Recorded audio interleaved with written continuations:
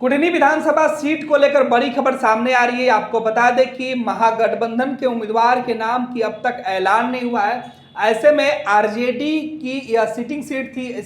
ऐसे में महागठबंधन के अंदर आरजेडी की इस सीट पर चुनाव लड़ने की संभावना सबसे ज्यादा बताई जा रही है। हालांकि अब तक आधिकारिक ऐलान नहीं हुआ गठबंधन के अंदर।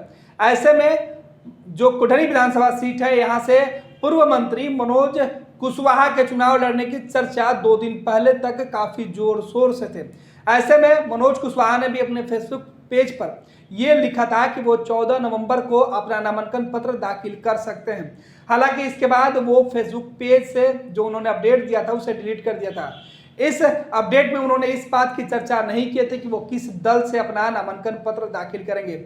इस बीच खबर यह आ रहा है कि मनोज कुशवाहा के नामांकन को लेकर जो अब संशय वो बढ़ गया है, क्योंकि किस पार्टी से वो उम्मीदवारी करेंगे इस नाम पर अब तक घोषणा नहीं हो पाई है। और ना ही महागठबंधन के किसी नेता ने भी इस बात के संकेत दिए हैं कि मनोज कुशवाहा उम्मीदवार होंगे। ऐसे में मनोज कुशवाहा के उम्मीदवारी पर संशय बरकरार है। आपको बता दें कि कुटनी विधानसभा सीट को लेकर महागठबंधन के अलावा एनडीए यानी बीजेपी के अंदर भी जो सस्पेंस है वो बरकरार है।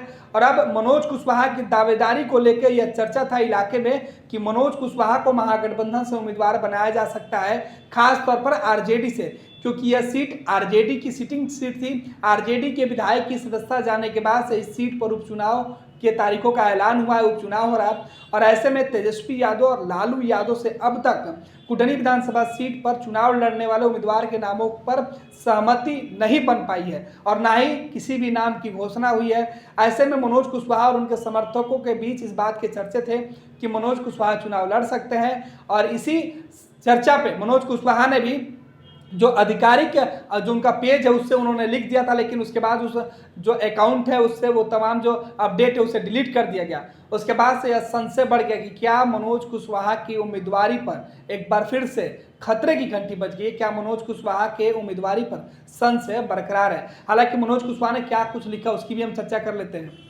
आपको बता दें कि मनोज कुशवाहा की तरफ से यह दलील दी जा रही है कि जब तक महागठबंधन के अंदर जेडीयू और आरजेडी के बड़े नेता की तरफ से किसी बात की घोषणा नहीं की जाती है तब तक इस पूरे मामले पर वो कुछ नहीं बोल सकते हैं। लेकिन आपको बता दें कि महागठबंधन के अंदर मनोज कुशवाहा के नाम पर राजद और जेडीयू के बीच सहमति बन गई थी।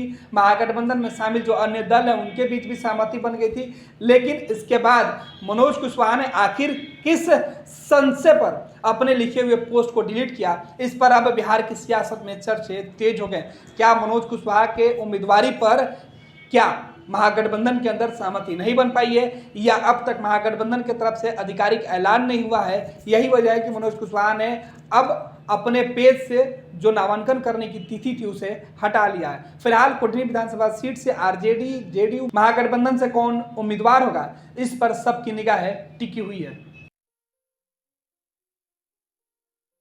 ये लो मुंह मीठा करो, आज मैंने अपना जॉब छोड़ दिया, अब हम पूर्णिया वापस जाएंगे। जॉब छोड़ दिया है?